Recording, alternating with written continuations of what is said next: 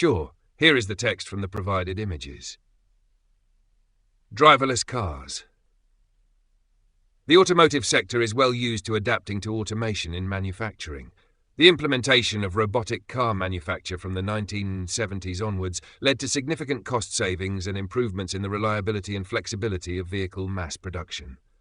A new challenge to vehicle production is now on the horizon, and again it comes from automation. However, this time it is not to do with the manufacturing process, but with the vehicles themselves. Research projects on vehicle automation are not new. Vehicles with limited self-driving capabilities have been around for more than 50 years, resulting in significant contributions towards driver assistance systems. But since Google announced in 2010 that it had been trialing self-driving cars on the streets of California, progress in this field has quickly gathered pace. There are many reasons why technology is advancing so fast. One frequently cited motive is safety. Indeed, research at the UK's Transport Research Laboratory has demonstrated that more than 90% of road collisions involve human error as a contributory factor, and it is the primary cause in the vast majority. Automation may help to reduce the incidence of this. Another aim is to free the time people spend driving for other purposes. If the vehicle can do some or all of the driving, it may be possible to be productive, to socialize, or simply to relax, while automation systems have responsibility for safe control of the vehicle. If the vehicle can do the driving, those who are challenged by existing mobility models, such as older or disabled travelers, may be able to enjoy significantly greater travel autonomy. C. Beyond these direct benefits, we can consider the wider implications for transport and society, and how manufacturing processes might need to respond as a result. At present, the average car spends more than 90% of its life parked. Automation means that initiatives for car sharing become much more viable, particularly in urban areas with significant travel demand. If a significant proportion of the population choose to use shared automated vehicles, mobility demand can be met by far fewer vehicles. The Massachusetts Institute of Technology investigated automated mobility in Singapore, finding that fewer than 30% of the vehicles currently used would be required if fully automated car sharing could be implemented. If this is the case, it might mean that we need to manufacture far fewer vehicles to meet demand.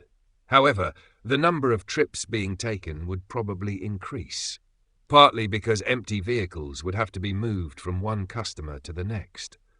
Modeling work by the University of Michigan Transportation Research Institute suggests automated vehicles might reduce vehicle ownership by 43%, but that vehicle's average annual mileage would double as a result.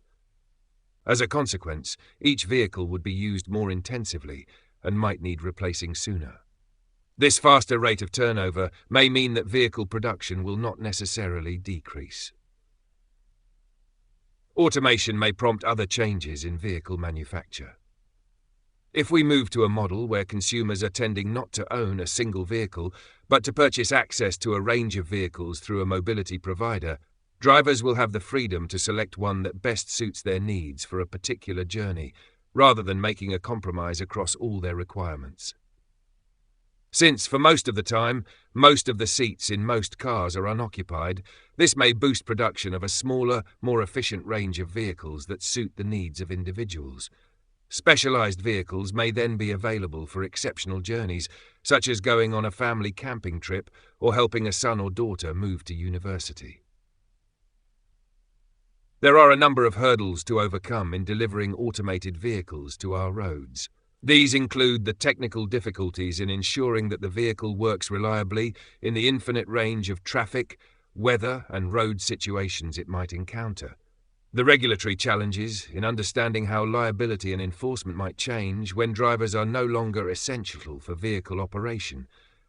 And the societal changes that may be required for communities to trust and accept automated vehicles as being a valuable part of the mobility landscape.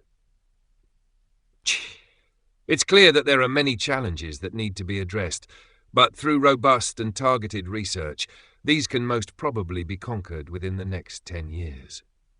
Mobility will change in such potentially significant ways, and in association with so many other technological developments, such as telepresence and virtual reality, that it is hard to make concrete predictions about the future.